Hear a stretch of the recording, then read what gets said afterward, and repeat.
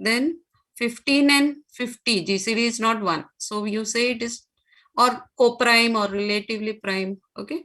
So 15 is not relatively prime to 50. So if GCD is 1, then they are relatively prime.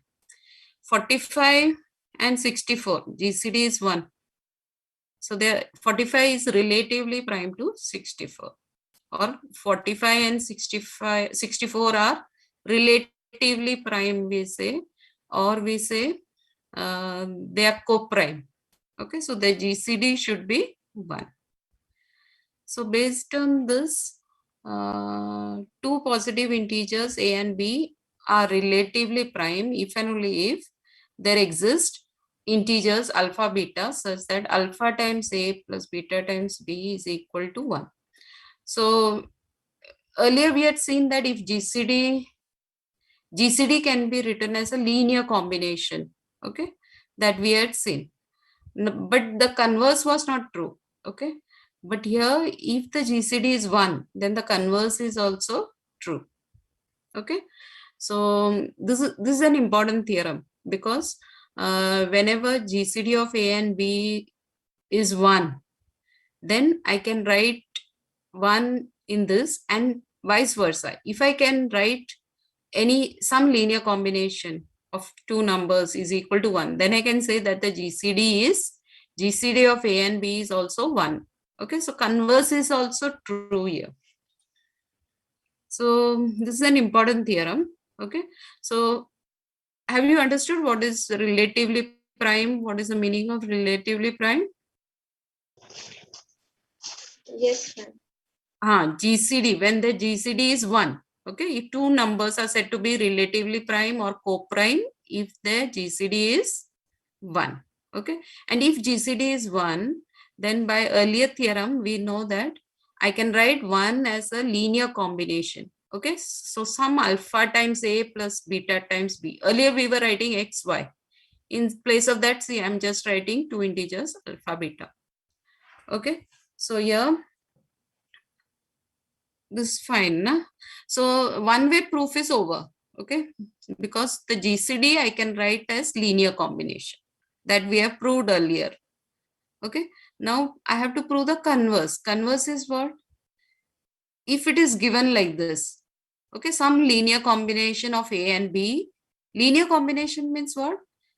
Like this.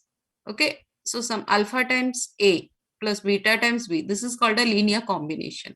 Okay, and this is equal to 1. This is given. What I have to prove? What I have to prove?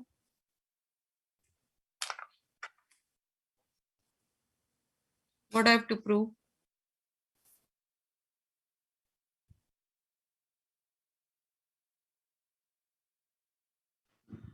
Ma'am, that the GCD is 1. GCD, we have to prove GCD of A and B is 1. 1. Okay, I have to prove GCD of A and B is 1. So let GCD of A and B be D. I don't know whether it is 1 or not. We let it be D. Okay, let GCD of A and B be D. So now let GCD of A and B be D. So D is the GCD. D divides A, D divides B. Now D divides A, D divides B. So what can you say by this expression? D divides A, D divides B. So what you can say?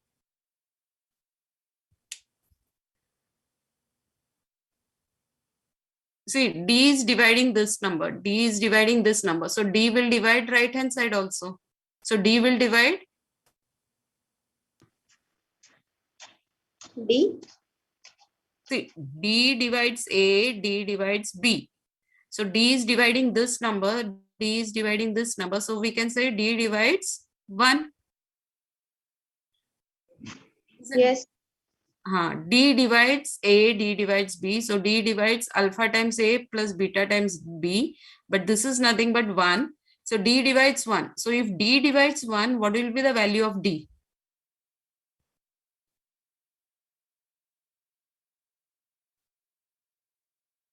One. 1. D is 1 because D divides 1. D is an integer. So your D will be 1. So GCD is 1. Understood this? So this theorem is very useful because it is if and only if. Okay. So if you want to prove two numbers are their GCD is 1, then if you are able to write it as linear combination is 1, then you can say GCD of A and B is 1. Okay. Converse is also true here. There is a good theorem, Euclid's theorem. Okay, this is very useful. See what it says. If A divides BC and GCD of A and B is 1, then A divides C. Euclid's theorem, it's very useful. So if A divides BC and GCD of A and B is 1, then A will divide C. Okay, let's see the proof of this. So it's a very good theorem, Euclid's theorem. Actually, later on when we do primes, it again for prime numbers, same theorem is there. So that will be again useful. Okay, so Euclid's lemma or Euclid's theorem is this. Whenever A divides BC, then and GCD of A and B is 1, then A divides C. Okay. Now, what is given? GCD of A and B is 1 is given. Okay. So there exists alpha beta such that alpha times A plus beta times B is equal to 1. So the GCD can be written as linear combination of A and B. Okay. Now I want to prove A divides C. Okay. So what I do, I multiply by C on all sides. Okay. So if I multiply by C, what I get? So alpha A into C plus beta B into C is equal to C. Okay. Now see, A divides alpha AC because A is there here. So A divides this. Okay. Next is here. What divides? A divides BC is given. A divides BC is given. So A is dividing this part, A is dividing this part. So what can you say? A will divide addition of these two. That means addition of these two, but that is C. So I get A divides C. So the proof is good, na? Understood the proof? Yes. Understood? Yeah. Okay, proof is good because I just use this. GCD is 1 is given. So there exist integers alpha beta such that 1 can be written as alpha times A plus beta times B. Okay. Then I'm multiplying C on both sides. Okay. And then I observe that A divides this, A divides this. That means A will divide this. A will divide C.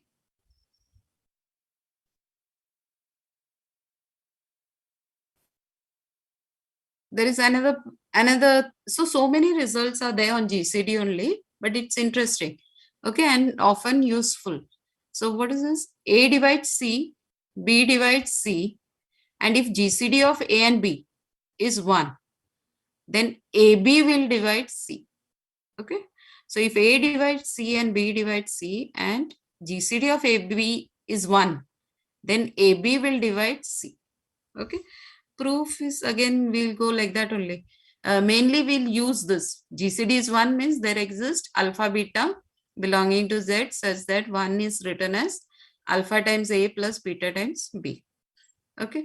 Therefore, 1 implies now we'll make use of A divides C and B divides C. Okay. So if A divides C, that means C can be written as A into X. Okay. This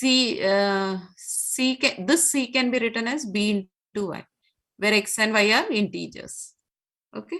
Now we'll use this. Now what we want to prove? AB divides C. Okay, so I can multiply this equation by C.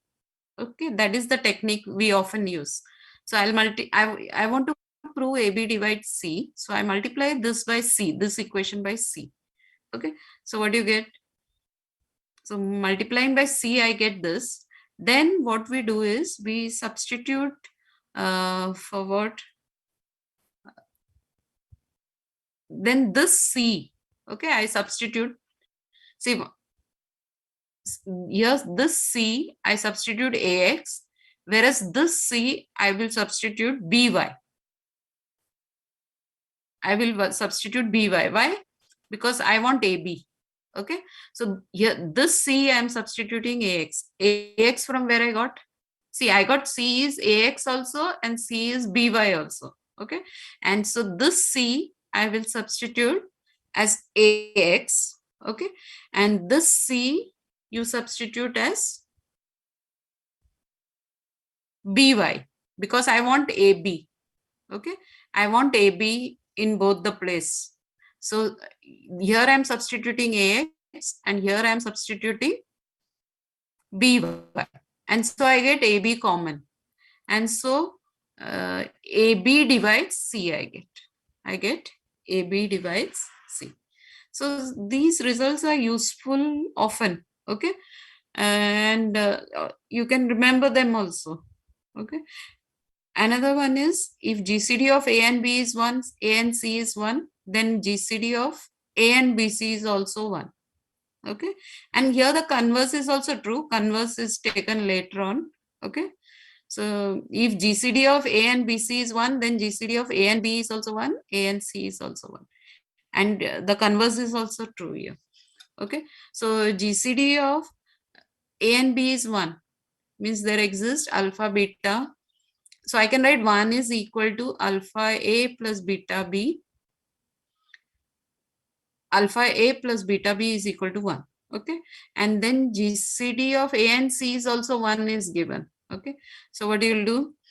There exist another two integers, m and n, such that m times A plus n times C is equal to 1. Now what you do is you multiply these two equations. Okay. So left hand side is this, you're multiplying both the left hand sides, and your right hand side you multiply, you get 1. Okay. So now what you do? You multiply them. Okay. Expand them and see what you're getting. I'm interested in what? GCD of A and BC. Okay. So I take A common and BC I write here. Okay. So BC term you write together, BC, and A term you take together, A wherever A is common. Okay. And then what you will write? A you take common. Okay. And you write here. And BC is BC term. Okay. So what do you get? So I get a linear combination of this is equal to 1. And so what can you say? What can you say?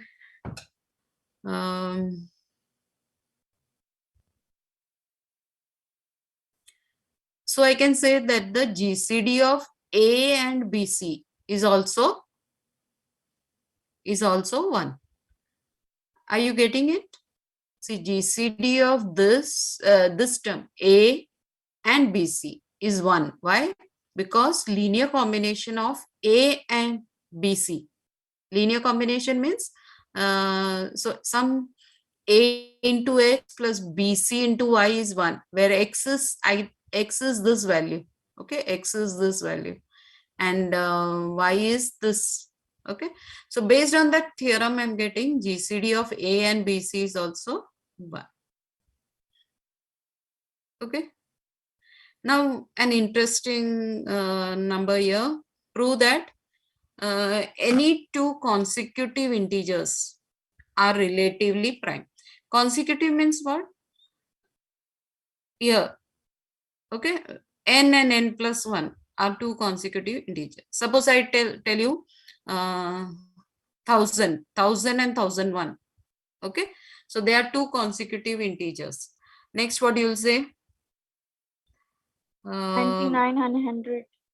99 and 100. They are consecutive. What is this result? What it says?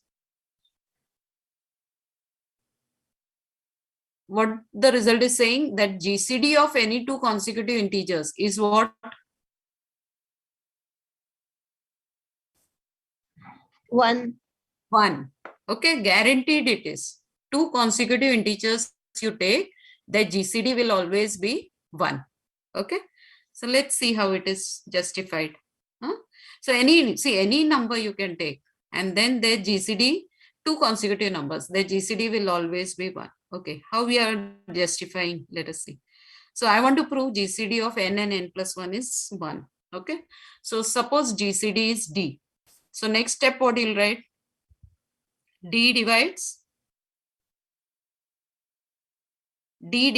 n, D divides n plus 1. Okay, that is, it's the GCD. So it's a divisor, greatest common divisor. So D divides n, D divides n plus 1. But if D divides n plus 1, then D will divide what? D will divide D. D divides n plus 1. That means D will divide 1. Are you getting it? So it's based on the different results we have done. Na? D divides A, D divides B, then D will divide A minus B, A plus B, so on. So if I can, D will divide this minus this I can get, or this minus this. We did the properties, na? Whenever D divides A, D divides B, different properties. When not D, we had taken A divides B, A divides C, then A will divide B plus C, A will divide B minus C, A will divide some linear combination. We had seen earlier, no? So D divides n, D divides n plus 1. That means D will divide 1. Are you getting? Yes, ma'am. D divides 1. That means D is 1. So it's a simple thing, na? Simple it is. So my GCD is 1. D is 1. I took GCD D, but I'm getting D is 1. So that means my GCD is 1. Because what is the number which divides 1? So plus minus 1 divides 1, but GCD is always positive. So D will be 1. So two consecutive numbers, their GCD is always 1. So with your eyes closed, you can write the answer. No? The GCD of two consecutive numbers is always 1. 501, 502. Somebody asks you GCD, then GCD will be, GCD is 1 only. Understood? Yes, ma'am.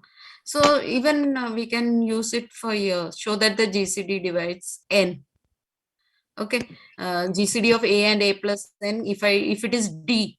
Okay, so what I'll say, D divides A, D divides this.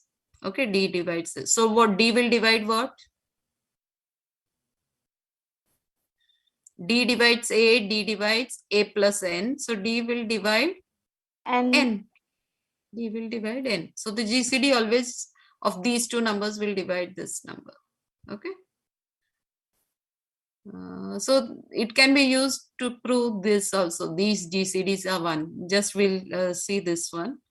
See, GCD of 5a plus 2 and 7a plus 3. Okay, so if it is D, okay, then what D divides this, D divides this.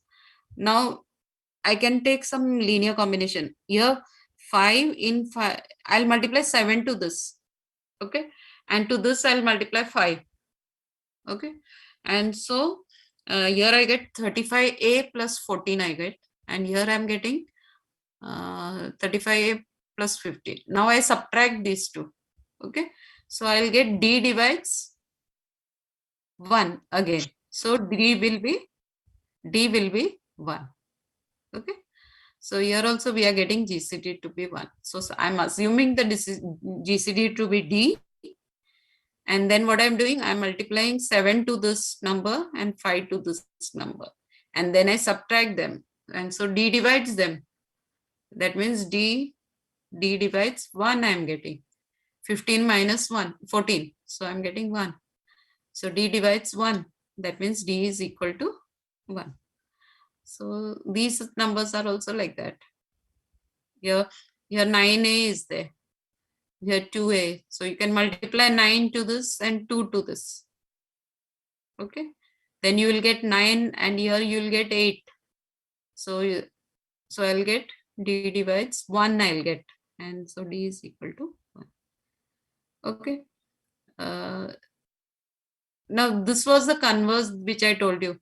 If GCD of A and BC is 1, then GCD of A and B is also 1, A and C is also 1. Okay. This is simply based on, see, if GCD is 1. Okay. Then what happens? There exists XY such that A into X plus B into C into Y is equal to 1. Because GCD of these two numbers is 1. So I get the linear combination of these two numbers is 1. Okay. Next is, next is I can write B into CY. So what will be GCD of A and B?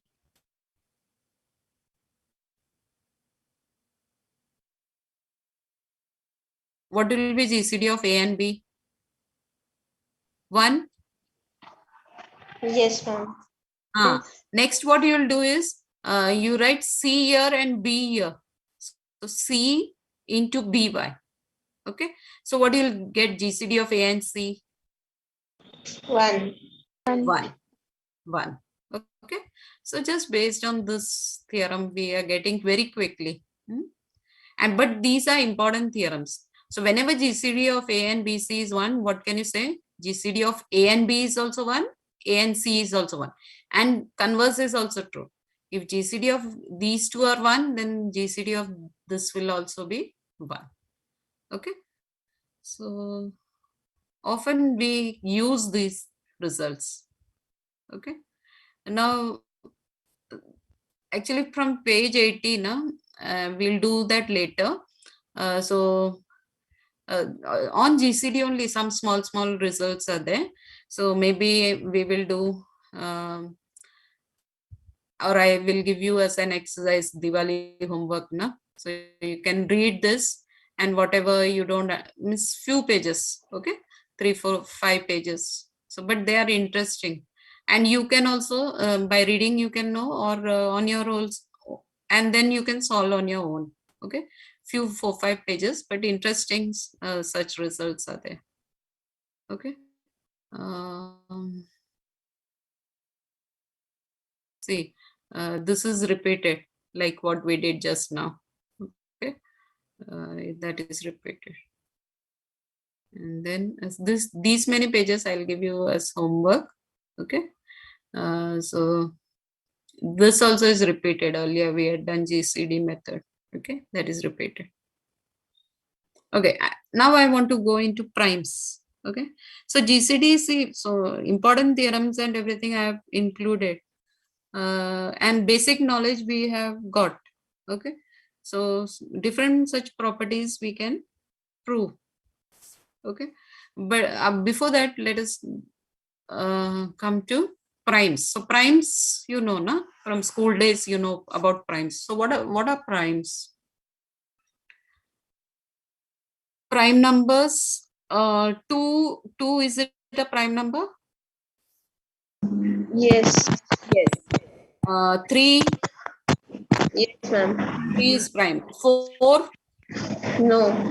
4 is not prime. Okay. Then 5 is prime. 6, is it prime? No. Oh, okay. So my definition of prime will be an integer p greater than 1 is called a prime number, or simply a prime if its only positive divisors are 1 and p. So my definition is this, that any integer p, I call it as a prime number if its only positive divisors are 1 and itself. Okay, p greater than 1. So 1 we don't call it prime, neither composite. 1 is neither prime nor composite. And now a number greater than 1 will be a prime if its only divisors are 1 and itself. Okay. And if a number greater than 1 is not a prime, then it is called a composite number. Okay. So 1 is neither prime nor composite. We use letters P, Q to denote primes. 2 is the only even prime. Okay. So only even prime number is 2. Other prime numbers are odd. Now the first 10 primes, okay, 2, 3, 5, 7, 11, 13, 17, 19, 23, 29.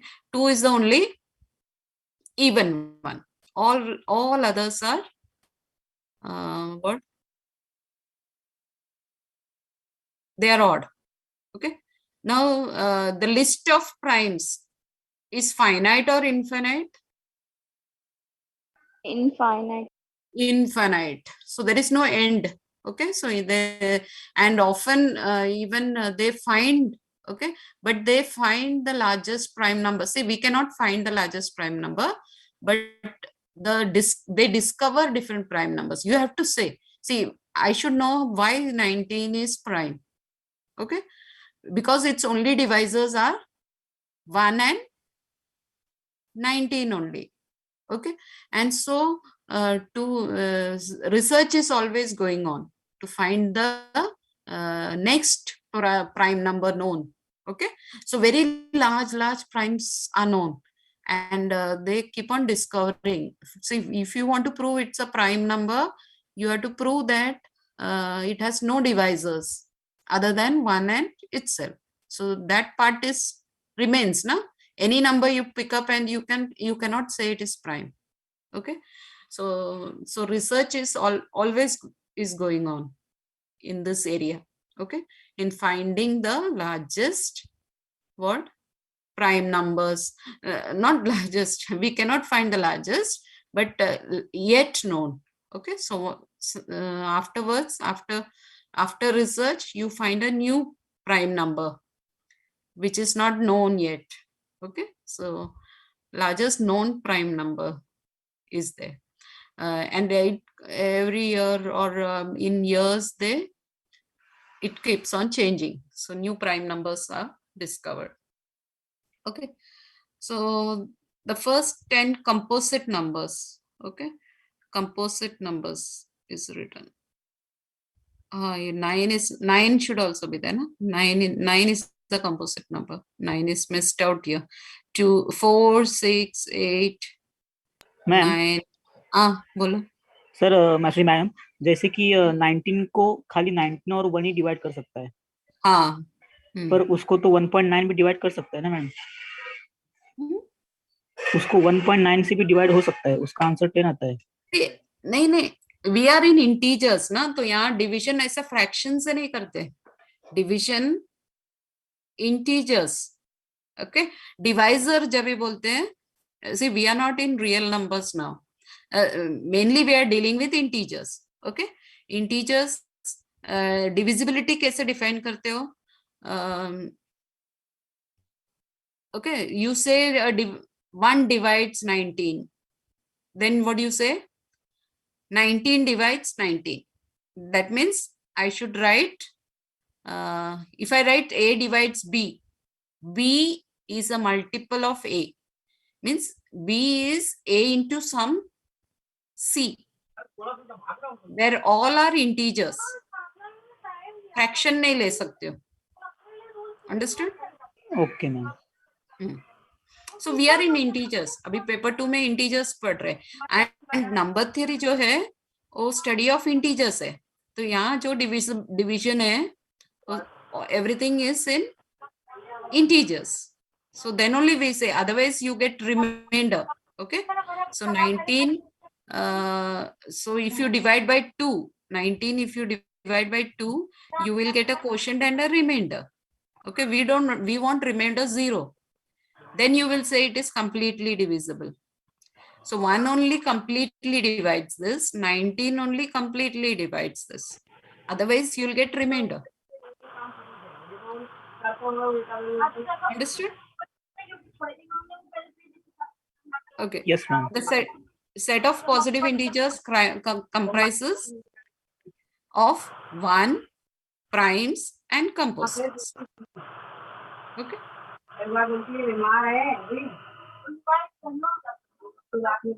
Okay. One or two results we'll see, and then we'll see practical number 2 we'll see. See, primes are interesting. Any integer n greater than or equal to 2 has a prime factor. Okay. So mute your this. Somebody's we can hear everything. You mute your mobile. When you're speaking only, you unmute. Okay.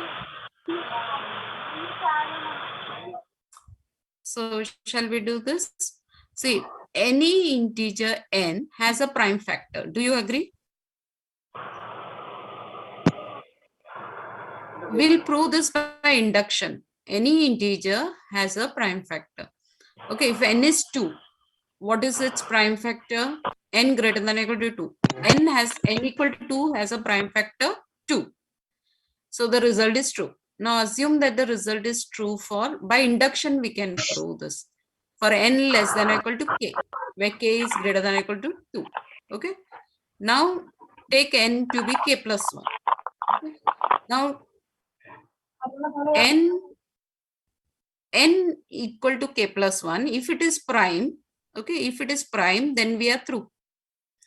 Okay. If it is prime, then what we want to prove, any number has a prime factor. Okay. So if we have here, see why we are developing this is, I want to check whether numbers are prime or not. Okay. First of all, I'm proving that any number has a prime factor. Okay. So now if n is k plus 1 and k plus 1 is prime, then this is the prime factor. Okay. K plus 1 is prime. Now suppose this is composite. Okay. Suppose k plus 1 is not prime. So it is composite number. Okay.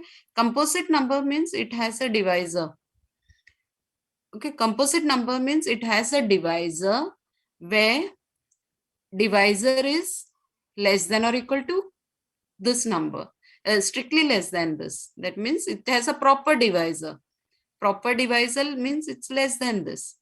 So I have now this number d is less than or equal to k, and so by induction hypothesis, it will have a prime factor p. Okay, and d is a divisor of this, and d has a prime factor by p by the induction hypothesis. That means this prime factor will be also a factor of k plus 1. So n equal to k plus 1 also has a prime factor. So the result holds.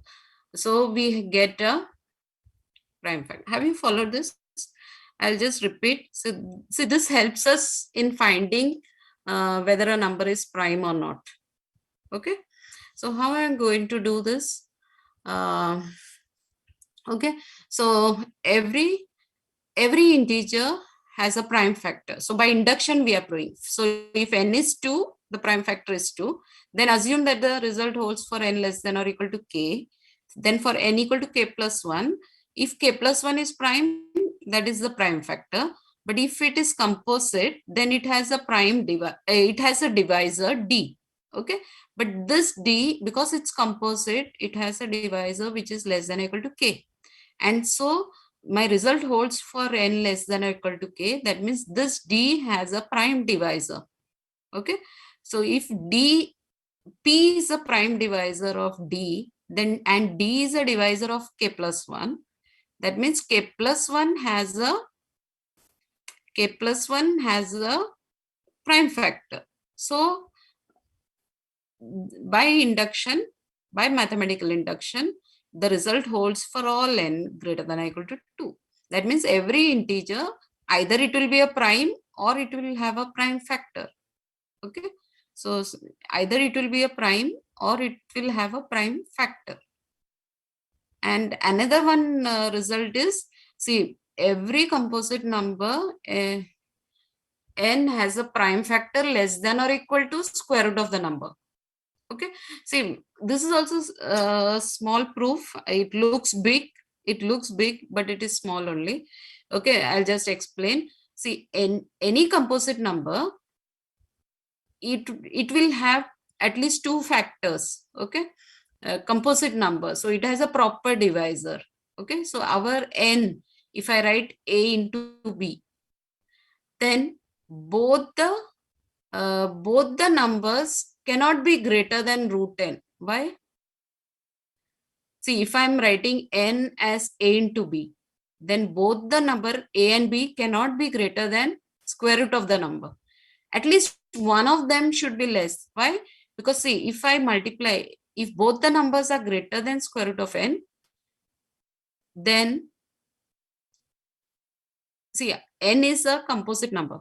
Okay, suppose n is a composite number, so n can be written as product of, it has positive divisors a and b, where a and b are proper divisors. Okay, so that means they are greater than 1 and less than n. Now, if both of them are greater than square root of n, then what will happen to the product? What will happen to the product a into b? If both are greater than square root of the number, then I'll get n is greater than n. That is wrong, which is not true. That means at least one of them will be less than or equal to square root of n. This idea we are going to use to check whether a number is prime or not. Okay, what do you have understood from this? See, it looks big, but it is not big. See what I'm saying here. Any composite number, it has a prime factor less than or equal to, this is integral part or Floring function of square root of n. So if both the factors are greater than square root of n, then the product will be greater than n. That means at least one factor will be what? Less than or equal to the square root of the number. And this we are going to use to check whether it is prime number. So always when a number is composite, it will have a prime factor less than or equal to the square root of the number. Okay, if it is composite. How much you have understood? Let me check. See, suppose, look at this. Okay, check whether the n is prime or composite. Okay, look at this. 113. Okay, can you say whether it is prime or not?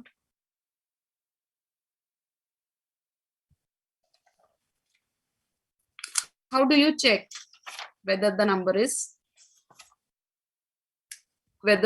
number is prime or not?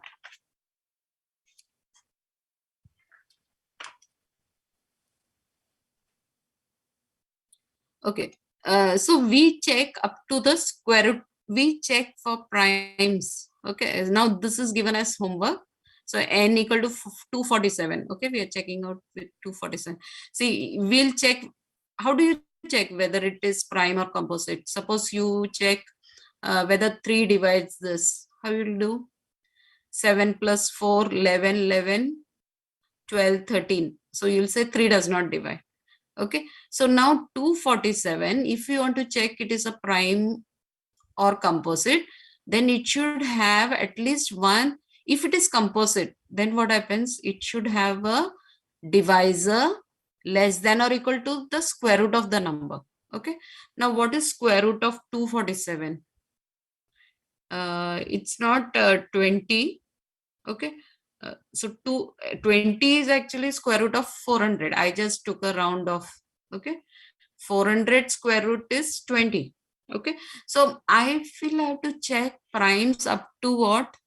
If you don't know the square root, I'm just taking a rough one here. Okay, but 247 square root, so my primes, I should check up to the square root of the number. Okay, so now what I do, I check here 2, 3, 5, 7. maybe say up to 19. 19 is the prime. Okay, after this, we need not check. So what I observe here, okay, 2 does not divide 247. 3 does not divide 247. 5 does not divide. 7 does not divide. So all primes less than or equal to 19, I'm checking out. Okay. 11 does not divide. But 13 divides this. 13 divides this. Okay. So 247 is a composite number. So it is 13 into 90. Okay. So it's a composite number. Now what about 1009?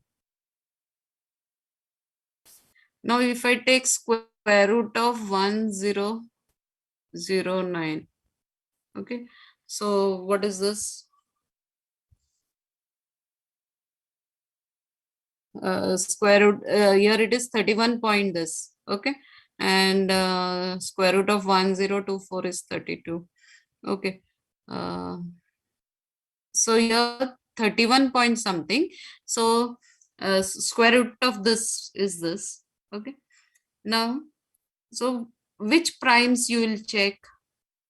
I will check up to 2, 3, up to 31. Or we need to check only up to this. Why? Because that theorem tells me if it is a composite number, it will have at least one prime factor which is less than or equal to square root of the number. Okay, at least one prime factor will be less than or equal to square root of the number. So now square root of the number is only 31. This number is 1009. But I need to check only the primes up to 31. Okay, we will check whether P divides 1009. So I will check whether not 1, we should not take 1, from 2 to. Okay, so 2, whether 2 divides, whether 3 divides, whether 31 divides. So if it does not divide, then I can say it is prime. Have you understood this? Yes, ma'am. Yes, ma'am. 331 देखो 331. Okay, अभी ऐसे round of भी ले सकते हो आप. अभी 331 मतलब 400 से स्मॉल है, तो मींस अराउंड. तो प्राइम अभी 19 तक ही चेक करने का. प्राइम जो है 19 तक चेक कर सकते हो 331 के लिए. तो आपको क्या लगता है ये प्राइम है या नहीं? ऐसे लगने का नहीं, means you have to check it out. Okay, so what we do up to the square root of the number you need to check. Okay, does P divide 331 where P takes value 2, 3 up to 19. ठीक है, तो I observe that 2 does not divide, 3 does not divide, 5 does not divide, 7 does not divide, up all these does not divide. So what can I say? 331 is prime. Prime. Okay. Okay. There is a sieve of Arrhenius method. Where in this method, what happens is, suppose if you have numbers 1 to 50, okay, you want to know all primes here, 1 to 50. If you want to know, then अभी 49 का square root क्या है? 49. 7. 7. So 7. Okay, 7. So we need to, what we'll do, 1 को circle किया. 1 is neither prime nor composite. So I'm cancelling out all the numbers which are not primes. Okay, so 1 is cancelled. Okay, so I circled, it is neither prime nor composite. Now 2, 3, I wrote all the numbers up to 1 to 50. 2, 3, 5, 7. तो इनका multiples जो है वो cancel करेंगे अभी. Okay, 2 का multiple. Okay, 2 का multiple क्या है? 4, 6, 8, 10, 12, 14 ऐसे कैंसिल किया पूरा. Okay, then 3 is multiple you cancel. 3 is multiple. Okay, some may be cancelled again twice. Okay, 3 का अभी 6, 3 2s are 6, 3 3s are 9. Okay, 3 4s are 12. ऐसे कैंसिल कर बाद में 5 का मल्टीपल्स. Okay, then 7 का multiples. Okay, only this much you have to cancel, and whatever remains will be prime number. Why we are cancelling only till 7? Because square root of 49 is 7. So square root of 50 also will have prime factor less than or equal to 7. So only up to 7 factors we have to cancel. Okay, then you will get all prime numbers. See now what are the primes? 2, 3, 5. जो circled नहीं है वो primes है. Okay, so the remaining are composite numbers, which are circled are composite numbers. Okay, this is called sieve method, in which you are able, just by cancelling up to the square root of the number prime. Okay, its factors, if I cancel, then I get all prime numbers I get here. Okay, now let us just observe prime numbers. See how they are distributed. Okay, so here they are adjacent. Consecutive primes में ये 2 3 है. और कोई है consecutive primes?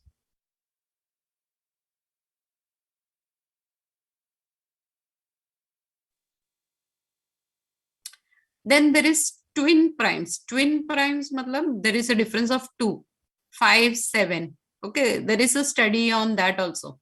See 5, 7. Okay, that is twin primes, 5, 7. Then 11, 13. मतलब दो differences है, they are called twin primes. So a lot of studies there on twin primes also. Okay, there is 17 and 19 twin primes.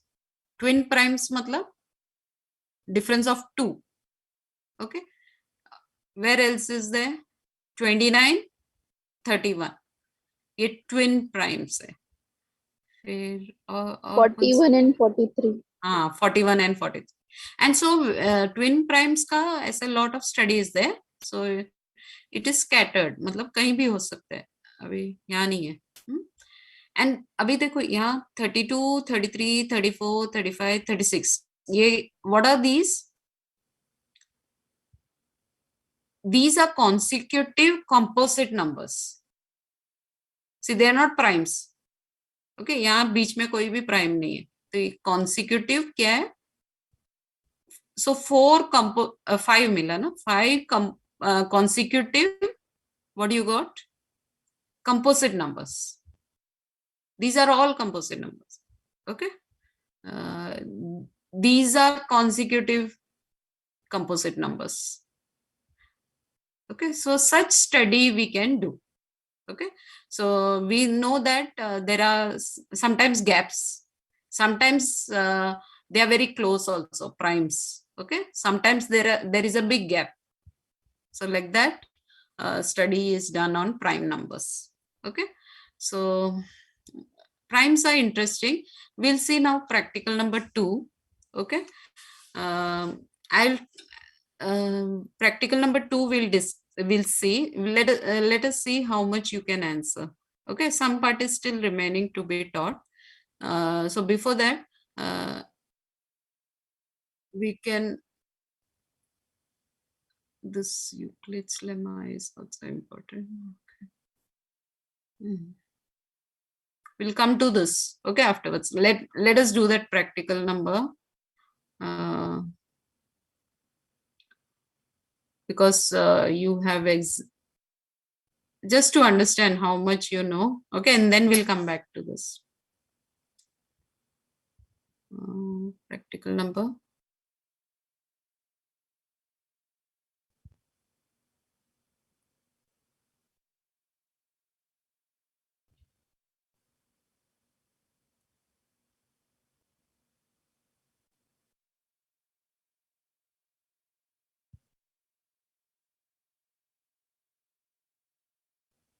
Okay. So it's there on page number 109. So yeah, practical 2 topic is GCD and primes. Okay, so tick mark the correct option. So if A and B are 2 integers, okay, such that A divides B, then GCD of A and B is, okay, what is your answer? A and B are, 1. ध्यान देके बोलो, if A and B are 2 integers such that A divides B. See, A is dividing B. So what will be GCD of A and B?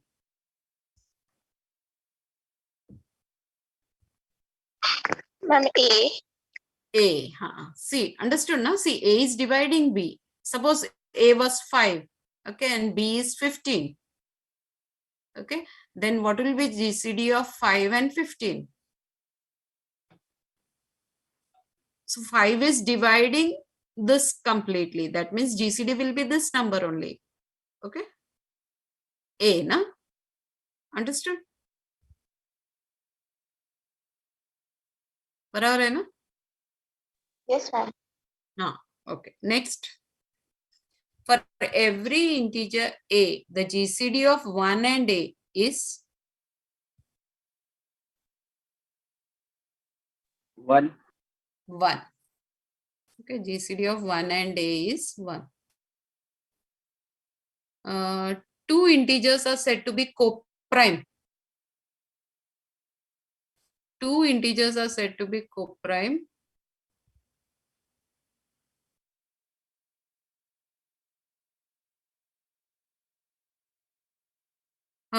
Two integers are said to be coprime if, what is the option here? C. If the GCD is 1. Okay, so that is the definition, coprime or relatively prime. Okay, GCD is 1. Okay, then these 2 integers 14215, 14216. Okay, they are 2 consecutive numbers. Their GCD will be what?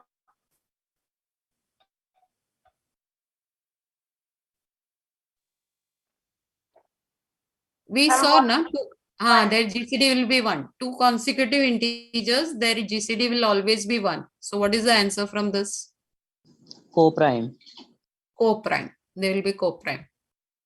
They are not twin primes. They don't have GCD greater than 1. They are not coprime, is wrong. So they are coprime. Okay. So any 2 consecutive numbers, their GCD will be 1. GCD is 1, or you can write coprime. Ma'am coprime क्या रहता है? उसका definition ही ये है, GCD 1 है. Coprime या relatively prime, मतलब दोनों का GCD जो है 1 रहता है, तो they are said to be relatively prime. Okay, और कोप्राइम मतलब उन दोनों का divisors, greatest common divisor is 1 ना. So they are said to be coprime, मगर वो प्राइम नहीं, ऐसे नहीं है. कोप्राइम बोलते हैं. कोप्राइम मीन्स या रिलेटिवली प्राइम बोलते हैं जब भी GCD 1 रहता है. That GCD is 1. ओके, वो डेफिनेशन है. Definition. Okay, then this one actually proof I'll do later. See, here this is GCD and this is LCM. Okay, GCD into LCM is equal to actually A into B. Okay, for positive integers AB. So if you are doing, so or you LCM you can say is AB divided by GCD, or GCD into LCM is equal to product AB. ये पहले भी school days में भी किया होगा, मगर इसका proof we can prove it. Okay, that will do later. Right now we can use. So GCD into LCM is equal to AB. अभी ये प्रीवियस सम में क्या दिया हुआ है? If the product of 2 integers is 2290 and if the GCD is 5, then their LCM is, okay, LCM will be 2290 divided by the GCD 5. divided by 5. तो शायद ये होगा आंसर. 458. हाँ, 1 नहीं रहेगा, 5 नहीं रहेगा, ये नहीं है. So this, okay. So mainly this theorem we are going to prove it. Okay, in school days you must have not proved it, so we can prove it now. Okay, so but you used it, you must have used it. So here GCD into LCM is equal to the product of the two numbers. Okay, so answer is AB here. So this only same is used here. Okay, so if product of two integers is given, divided by GCD will be their LCM. So LCM is this number. Okay, now few more are there here, but these are also based on primes only. Only the last one. Okay, I'll help you out with these, and then we'll come back to this practical again. Okay, but one of this you can answer. Which of the following is true? One is prime. No even prime can be prime. Even number can be prime. There exists only a finite number of primes. The number of primes is infinite. Which of the following is true? Last. Last one. And last one, and this also we will prove. The number of primes is infinite. Okay, so there are 11 objectives. Out of that, these are remaining. Na? These I'll help. We'll do it now only, today only. Okay, we could do this one now. Which of the following is a prime number? 567, 451, 701, 561. See, you can rule out, whether it is divisible by 3 or not, you can come to know. Na? What is this? 6 plus 7, 13, 13 plus 5, 18. So 3 divides that. So this is divisible by 3. Okay. What about this? It's not divisible by 3. Not divisible by 3. This is not divisible by 3. What about this? It is divisible. It is divisible. So you will 6, 7, 12. So this is divisible by 3. So A and D option you can leave out. Okay. Now from this 2, which is a prime number. Now this is divisible by which number? It is divisible by which number? 451. 11. 11. It is divisible by 11. So the only option is this is remaining. So this will be the prime number because all others are composite numbers. Okay. So 701, if you want to check whether it is a prime number, then you have to check up to the square root of the number. Square root of the number comes around 26 point something. Okay. That means I have to check up to which number, prime numbers. I have to check whether 2 divides, 3 divides, then 5 divides. Prime factors you have to do up to 26. Means 25 is not there, 26 is not there, 24 is not there, 23. So up to 23, you have to check, okay, whether it divides. So if it doesn't divide, then you can say 701 is prime. Okay, so I'll check for 3, 5, 7, 5 I know it doesn't divide, then 7 you can check, then 11 you can check, up to 23 you can check. So only up to 23 is required. Why? Because I know that any number, if it is composite, it will have a prime factor less than or equal to the square root of the number. So if it is composite, it has to have a prime factor less than or equal to the square root of the number. So if it doesn't have any prime factor up to the square root of the number, that means it will not have, it is not composite number. So it will be a prime number. Have you understood this? See, because anytime it is a composite number, it will have at least one of its factors will be less than or equal to square root of this number. That is the idea. Why? Because if both the numbers are greater than this, then the product will be greater than this number. So at least one of the prime factors should be less than this. Understood this? Yes, ma'am. Okay. Then see, this is also an interesting one. This we'll do just now. What is that? If P is a prime, then root P, what can you say about root P? Whether it is a rational or irrational? Irrational. Irrational. हाँ, ये भी किया हुआ है, but here using divisibility we are going to do. Okay, so we will prove that root P is irrational number. So this also objective you can answer. So given a P is a prime, then root P is not rational, it's irrational. Okay, it doesn't belong to Z. Okay, or it doesn't belong to N. So it is an irrational number. So we'll prove this using our whatever logic we have studied till now. Okay, so in this practical, see only what is remaining now. One on this is based on Euclid's lemma that I'll teach you. Okay, and the trailing number of trailing zeros. Okay, this also I will do just now. It's interesting. Okay, trailing zeros means this also actually you can answer how many. See, this is the prime factorization. 2 raised to 5 into, so some integer is there, into 5 raised to 7 into 7 raised to 9. So how many zeros will be there? Trailing zeros means in the last. How many zeros will be there? A bit zeros, how you get? If you get 10. Okay. So how many tens will be there here? 2 is there 5 times and 5 is there 7 times. So 10, how many times you will get?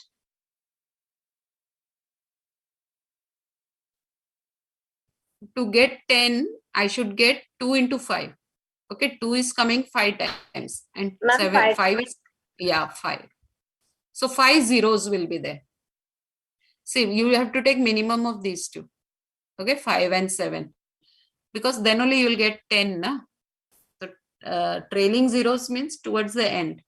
So you will look into minimum of this powers. Okay, 5 and 7. 2 and 5's power, and 5 and 7's minimum will be 5. So 5 zeros will be there. That is the trailing zeros. Okay. So this will be there for your practical exam.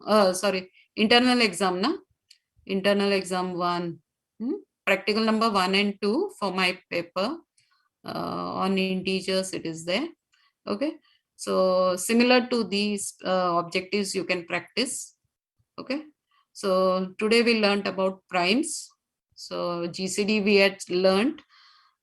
Few more things I want to teach you. Okay. And we saw this, na, consecutive. They are called coprime. They are called coprime. So primes are interesting, isn't it? Yes, ma'am. Yes. Okay, we'll where we had left out, we'll just go back. So practical number 2 I'll send you today. Practice on them, and then like I told you, see this sum. Show that, show that root 3 is an irrational number. Using divisibility, we can do this. Okay. I require Euclid's lemma. Let us prove Euclid's lemma first. Okay. Then we'll come to this. So I want to prove Euclid's lemma.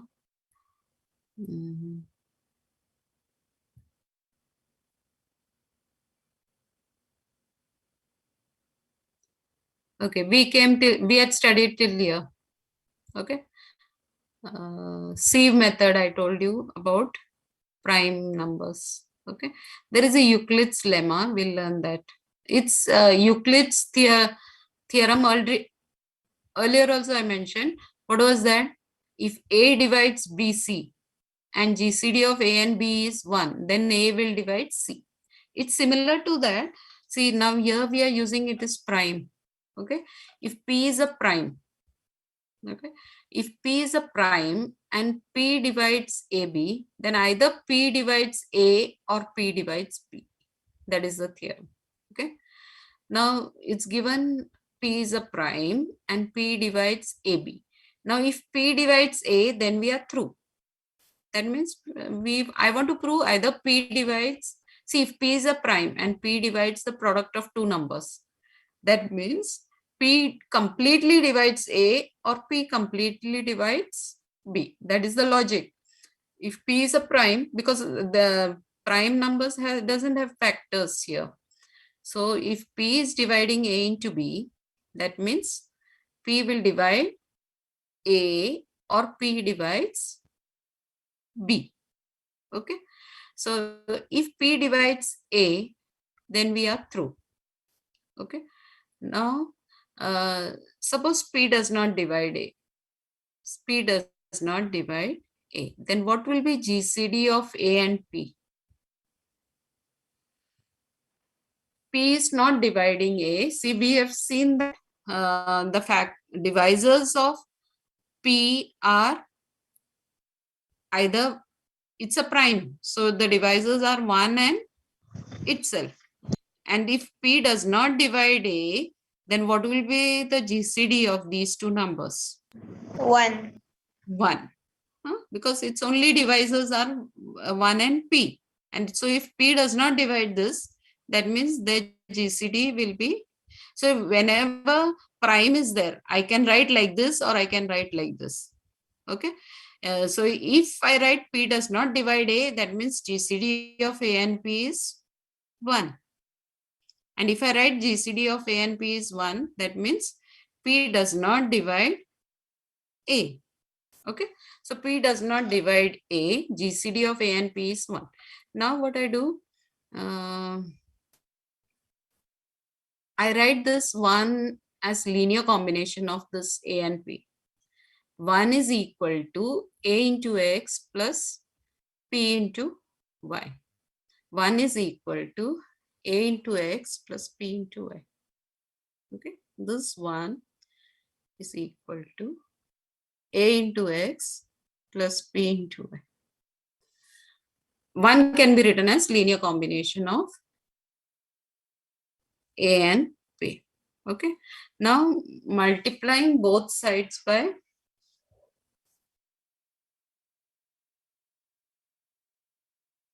I want to prove that P divides B. So what I do is I multiply both sides by B.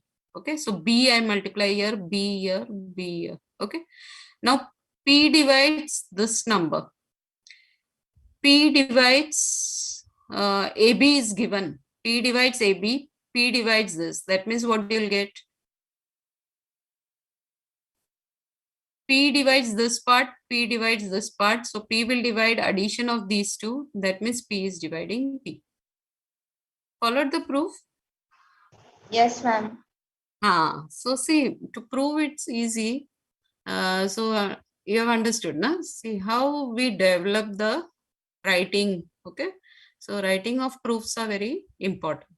And it's so that mathematical logic you are learning how to process it. Okay. This is Euclid's lemma. So it's interesting here what it says. If P is a prime and P divides AB, then what happens? What we can say? P will divide A or P divides B. Guaranteed. So if P is a prime and P divides AB, then P completely divides A or P divides B. Because P cannot be factorized, na? P cannot be factorized. So it doesn't, so P divides A or P divides B. So this is an important theorem. It's called Euclid's lemma. Okay. Now that can be, even we can, if P divides, this is later on proved. Okay. Later on it is proved. P divides A1, A2 product. Okay. And P is a prime. Then P will divide some AI. Okay, some AI. This can be proved by induction, it is said. We can do it. It's done later. Now, if P divides P and Q1, Q2, Qn, these are also primes. Okay, then what can you say? Then P is equal to Qn. See, if P divides Q1, Q2, Qn, these are by Euclid's lemma, I will get P divides some Qi. Okay, so either it will divide Q1 or Q2, it will divide some Qi, but all are primes. Okay, so P divides some Qi, but Qi is also prime. So what can you say about Qi and P? See, if P divides Qi and Qi is prime, then P will be equal to Qi. P is equal to Qi for some I. Have you understood this? See, P divides this. P is a prime. By Euclid's lemma, I'll get P divides one of these. Okay. And but this is also prime. That means P is equal to Qi. Okay. This part, n consecutive composite numbers, I have taken later on also. So I'll do that time. Okay. There is fundamental theorem of arithmetic. This fundamental theorem of arithmetic is also important. What is this fundamental theorem of arithmetic? It says that any number, any integer can be expressed as product of primes. Product of primes you were doing since school days. So this as a theorem we want here, any n can be expressed as product of primes, and the factorization into primes is unique except for the order of prime factors. Okay, so how can you prove that that any n can be written as product of primes? Okay, this is again by induction. It can be proved. See, n is prime. What is our statement? N is either prime or product of primes. That is what we want to prove. Okay, so this we will take as a statement. So my n, given an n, it's either a prime or it can be expressed as product of primes. Okay, we can do it by induction. So if n equal to 2, 2 is prime. So my P2 is true. Okay, so 2 is prime. So I'm through. So this is over. So our first step is true. Then assume that P2, P3, Pk are true. That means what? From the numbers 2 to 3 up to k, what can I say? These numbers are either prime or is product of primes. Next, what you do? K plus 1. Take a number k plus 1. Okay, so if k plus 1 is prime, then we are through. Okay, then Pk plus 1 is true. So I got n to be prime. My job is over. But suppose it is not prime, so it is composite. Okay, so it's composite means it is written as product of two numbers, and these two numbers are lying between, they are what do you say, proper divisors. Okay, they are proper divisors, means they are strictly greater than 1 and strictly less than k plus 1. Okay, next is what? Next, by the induction hypothesis, what I get? By the induction hypothesis, I get A and B are what? A and B are either primes or they are product of primes. I get it from this induction hypothesis. That means k plus 1 is either prime or it is again product of primes. Again, product of primes. So we have proved Pk plus 1 is true. Okay. So by the second principle, we get Pn is true for all n. That means either n is prime or n can be expressed as product of primes. Okay. So one part is over. Now to prove uniqueness, means this, suppose n is written as product of primes and it is written as product of primes in another way. It cannot happen, na? Only the order may be different. Okay, so the product of primes is there, and then another product of primes, if it is there, then what we want to prove, these primes are same. Okay, so the method is proof, how you can prove. Okay, so that means if pi divides this, means pi will divide this side also. Okay, so by Euclid's lemma, I get pi divides some qj. That means pi is equal to qj. We proved just now. So that means my pi's will be qi's. Okay, in some, and then if pi is equal to qi's or qj's, then I will cancel them. Cancelling these terms, I'll get 1 is equal to product of remaining primes if r is not equal to s. Okay, so if r is not equal to s, I'm getting 1 is equal to product of remaining primes. But that is strong, na? I cannot get 1 is equal to product of primes. Okay, see, are you understanding? I just divide my primes, divide this means primes, pi's will divide this means pi's will divide this also. That means pi will be equal to some qi. So then I'll cancel them and I'll get 1 is equal to something if r is not s. Okay, so I will be getting r is equal to s and pi's will be equal to qi's or qj's, whatever it is. So the factorization is unique. Do you agree? And this is the fundamental theorem of arithmetic. What is our fundamental theorem of arithmetic? Any number is either, so this is fundamental theorem of arithmetic. What it says, any number is either prime or can be expressed as product of primes. And the factorization is unique. Okay, and how we proved? Just by induction. So induction, like I told you, it's a very important tool. Okay, so we proved it by induction and we took here product A into B. Okay, and we are able to prove and uniqueness also we proved. Okay, uniqueness also we proved using Euclid's lemma. Uniqueness we can prove here. And then, so this is an important theorem. So actually you were using since school days, college, junior college days, you were using, na?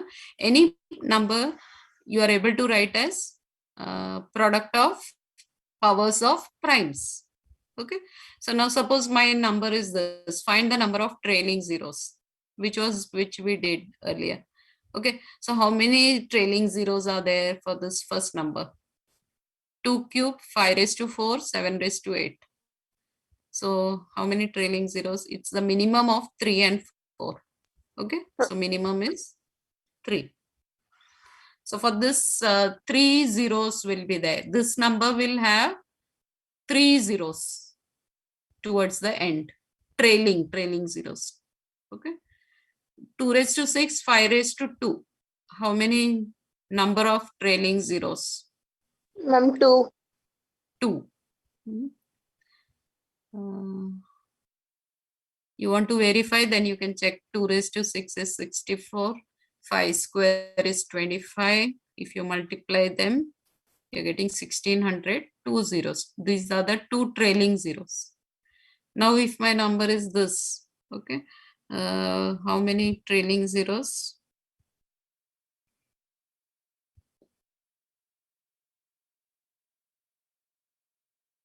Here 4 is there, 6 is there. So what is the minimum?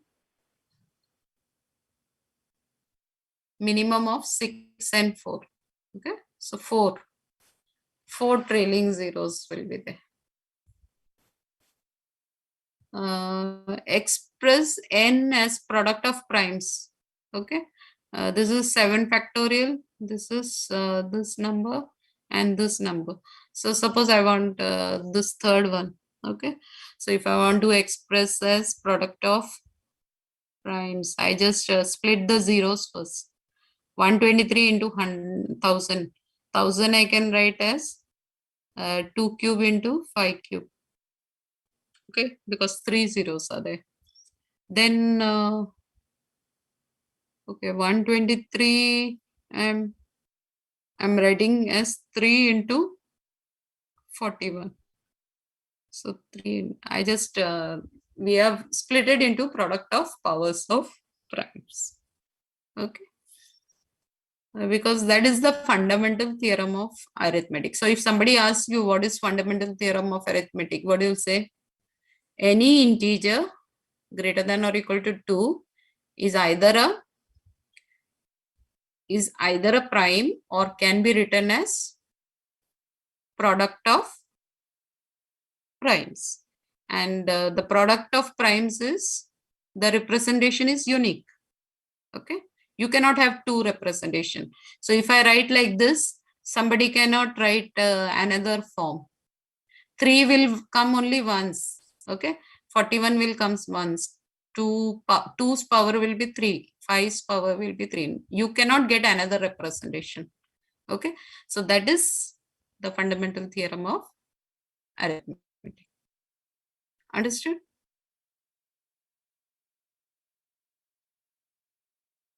So many things which were which were truths, no? We are just trying, we are exploring them.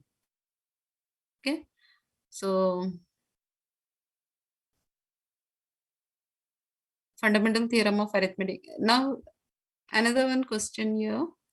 Write 9 consecutive composite numbers. Okay, the trick is, see, if I do, look at this. Okay, if I want to write, in the sieve method, I had shown you there are consecutive composite numbers. Suppose you want 9 consecutive composite numbers. Okay, now look at this number. Okay, this is just a trick here.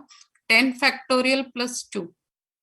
Okay, if you want 9, then you should do your, so if you want n consecutive integers, composite in numbers, then what do you do? N plus 1 you have to take, n plus 1 factorial. Okay, so 10 factorial plus 2, then 10 factorial plus 3. Okay, and up to 10 factorial plus 10. Now these are how many in number? See, if I count this, it's not from 1.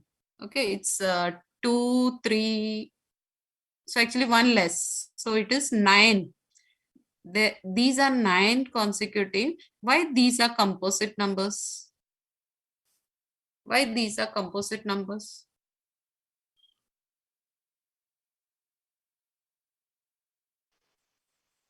Because see, here 2 divides this. See, there is 2 here and there is 2 here. So 2 divides this. What divides this number?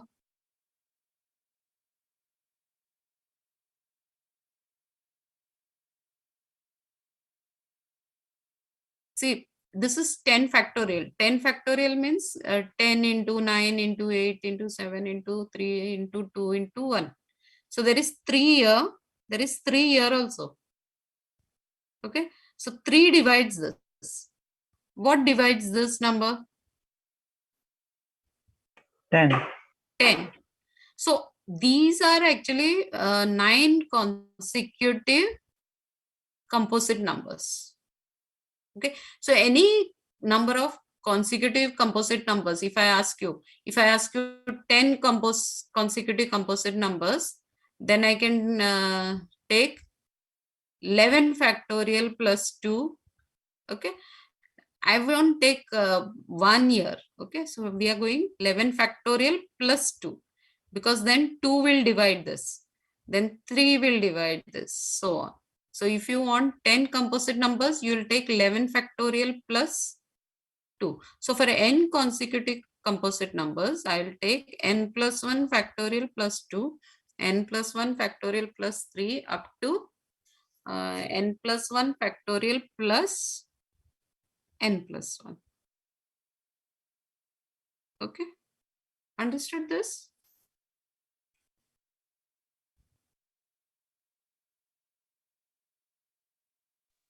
Yes. So these are 10 consecutive composite numbers.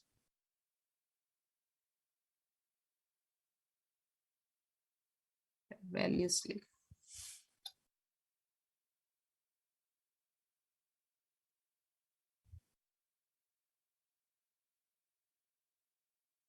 Okay. See, you can just check with, if I ask you 3 composite, okay, 3 consecutive composite numbers, 4 composite numbers, ऐसे, huh? See, they may not be the only list, okay, but this is one way of finding the consecutive numbers. Okay, to check whether 251 is prime. Now, if I want to, I'm asking you whether check whether 251 is prime. So I'll find square root of 251. It is 15 point. So I will check numbers from 2 to primes up from 2 to 15. Okay, 15 is not a prime. So 2, 3, 5, 7, 11, 13. So many primes, whether it divides, I'll check. So 2 does not divide, 3 does not divide, 5 does not divide, 7 does not divide. Then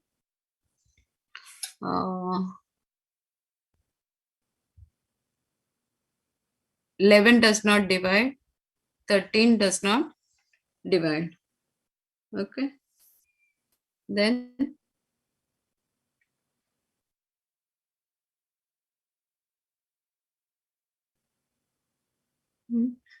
so I can say this is prime. Fine. Now check whether this is prime. So you can tell me whether this is prime or composite.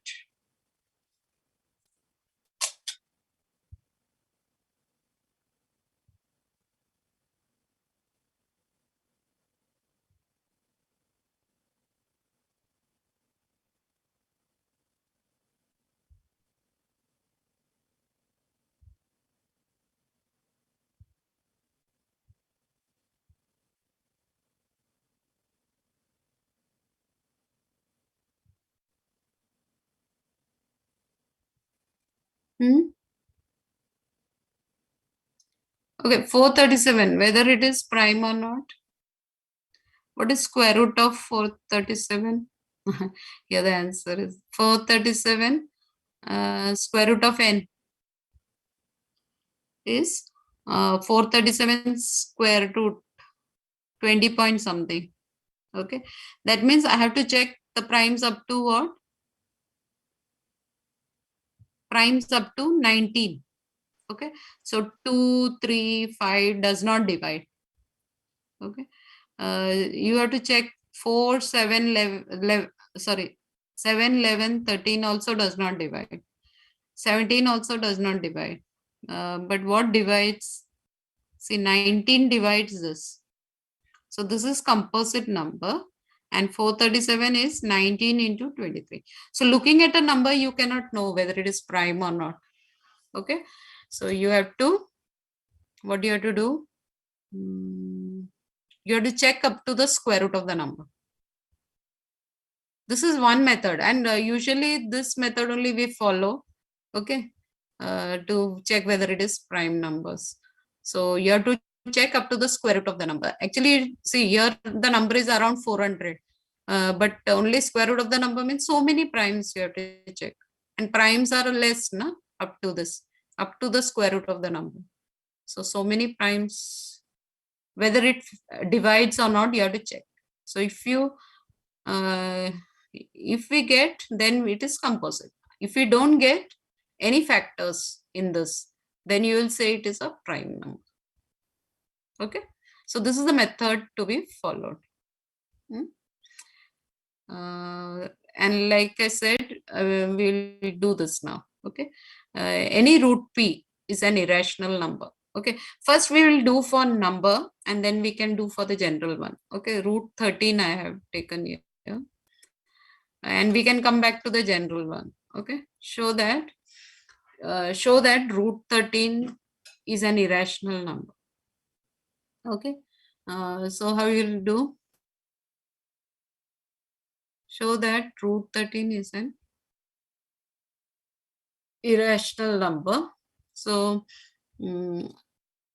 suppose it is rational. Okay. So we'll do this. Suppose it is a rational number. So what you will do?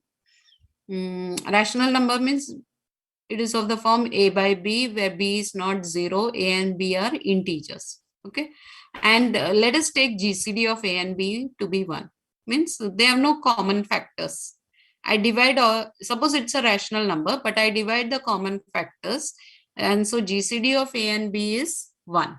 Okay. They have no common factors. If some common factors are there, we'll divide it. Okay. And we are writing root 13 as a by b.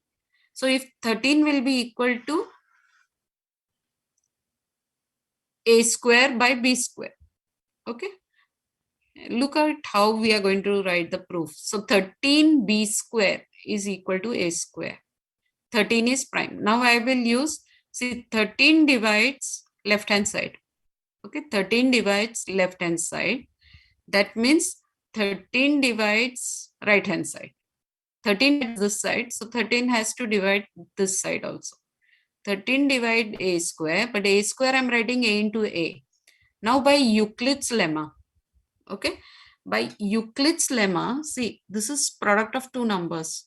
So 13 is a prime number. So 13 has to completely divide a by Euclid's lemma, because see, it's product of two numbers, but then 13 is a prime number. It has to completely divide a. So 13 divides a. So a is written as 13 into some c. So that I substitute here. Okay.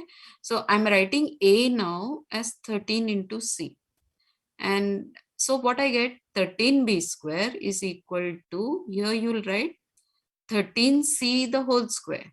So this is 13 square into c square. Now 113 gets cancelled here. Okay. So b square is equal to 13c square. Now 13 divides right hand side here.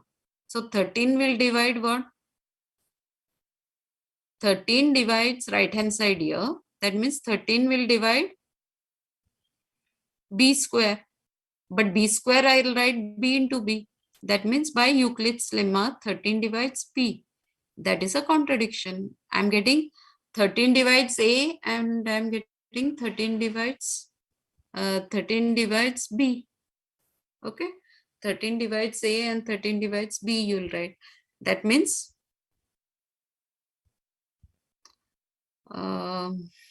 that's a contradiction, because GCD is 1 with 2. So I cannot get a common factor. So 3 and 4 we get GCD is not 1, which contradicts this. Therefore supposition is wrong, and therefore this is an irrational number. Have you understood this? This is given as homework, but the general one is done here again. See, any prime root p will always be an irrational number.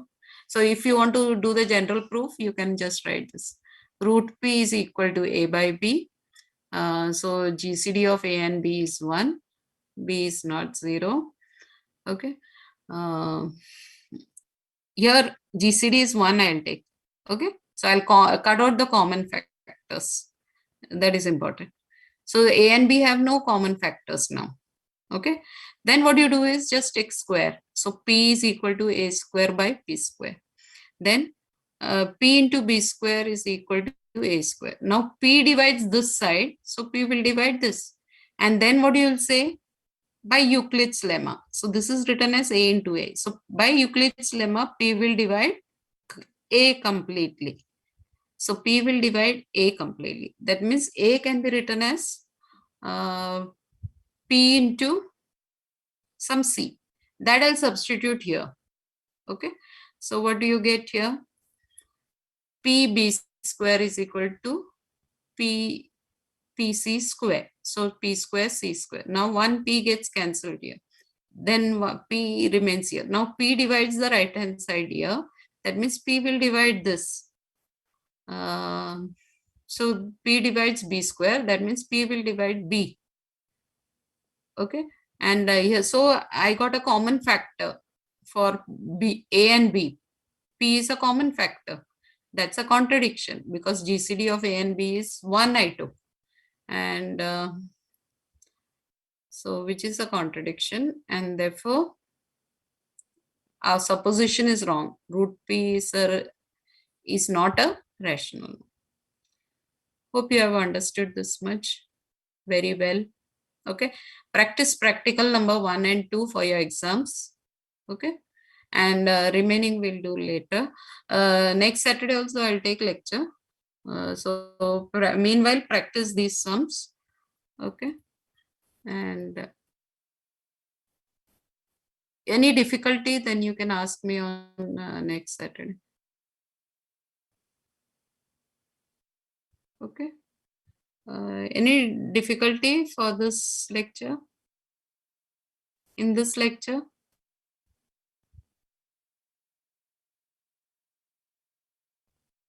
So we see primes and all you were learning from earlier classes also, no?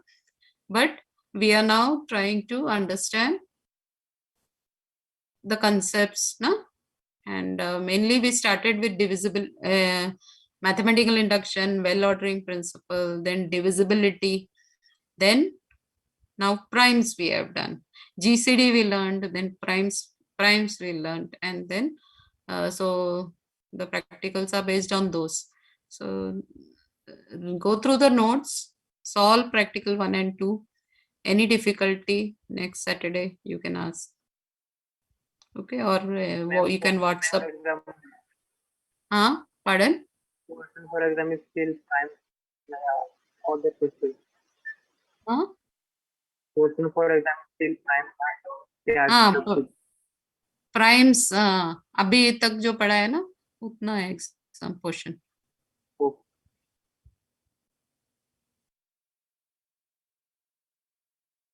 Primes का और थोड़ा next Saturday भी लूंगी, but major जो है cover किया है, which will be there for your exams.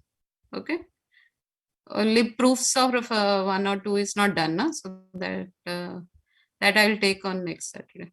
Proof of that LCM into so LCM is equal to product divided by GCD, or LCM into GCD is equal to product of two numbers.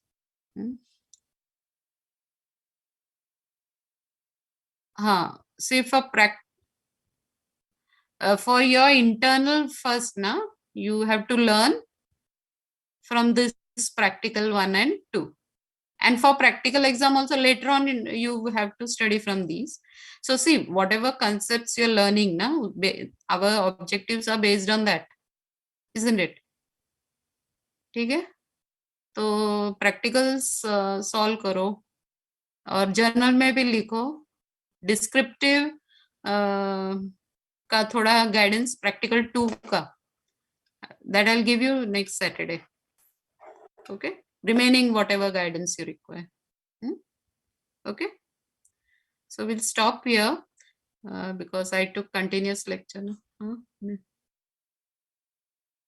Yeah.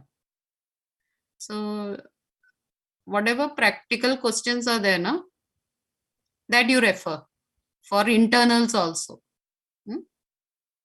Okay? So it helps you, na? कैसे objective आ सकते हैं, MCQ कैसे आ सकते हैं, सब based on that you can. ठीक है, practice करना. I'll send you today. For maths practical, do we have to make a proper? Yes. See, for maths practical, somebody has asked, do you have to make a long book? Okay, so what you have to do, long book for paper 1, long book for paper 2, and write in that. Okay, because see, if otherwise also you have to upload 100 या 200 जो भी है.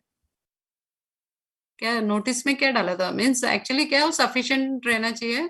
Same 2 का भी आप उसमें ही लिख सकते हो, पार्टीशन करके सेम 2 भी उसमें ही लिख सकते हो.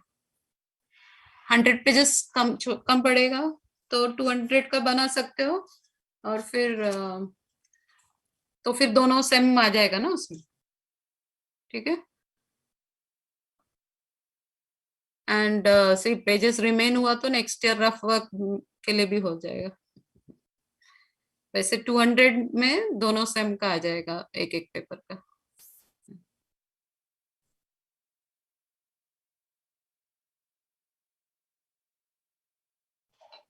Okay, shall I stop? You can take a break. Fine.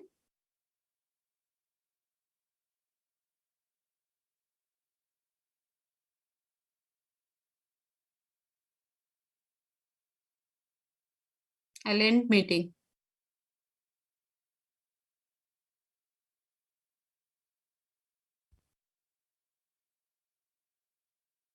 Okay.